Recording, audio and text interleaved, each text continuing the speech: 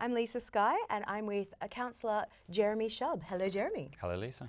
So what's on your mind, friend? We are going to talk about counselling and queer folk and the agency of the participants. I think you have a story to share. One wouldn't go to the same baker every day if they kept giving them multigrain bread when you asked for white. Yes. Now, and I think that we kind of forget that counsellors are like everything. Your mileage will vary. I mean, I had to find, goodness, I went through about 3 shrinks before I found one that super worked for me. One of my friends is a sex worker now and has been for 9 very healthy, functional years. Yep. And when she said to her therapist that she was going to become a sex worker, he said, ooh. And she said, what? And he said, look, I mean, every sex worker I know is, you know, damaged in some way. And she said, you're a counsellor. No. Every accountant you see is damaged in some way. Yes. Because you're a counsellor. Yeah.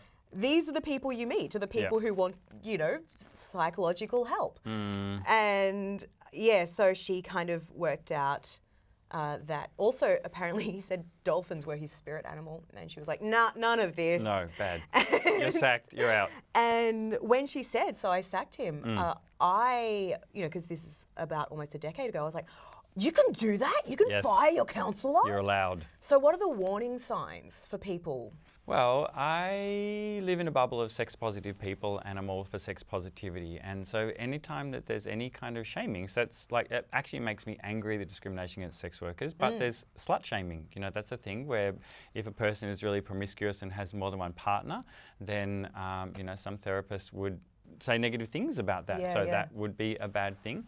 Different kind of relationship styles. Yes. So people can line up in all sorts of ways in how they want to be with other people, and that should be affirmed rather than stigmatised or pathologised. Well, we've got it hard enough. I mean, asexual people who have been in counselling and had counsellors say, no, no, asexuality isn't healthy. And the people are like, no, no, it's fine. Yes. This is who I am. Yes. So I guess, do you think it's partly people making sure that the counsellor respects the labels that they've chosen for themselves? Yes, we get to self-choose. We get to choose how we identify, and that should be affirmed and normalised. And if you're there to go talk to your person about anxiety or depression or whatever personality thing is going on for you, then you should be free to talk about that, and they should accept that. Having said that, for example, if you're doing polyamory in a way that's destructive for you, yes, or if you're doing a gender transition or body dysmorphia, and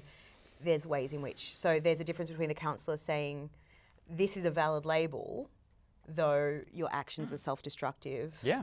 So I guess it's more about like self-awareness, which is really hard.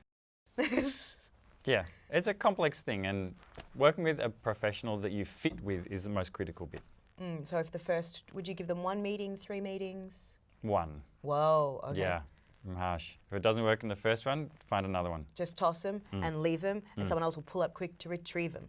Yeah. Cool. So remember that you are worthy and important, and you deserve a counsellor who respects and honours however you identify. Yes. Any final words, Jeremy Shub?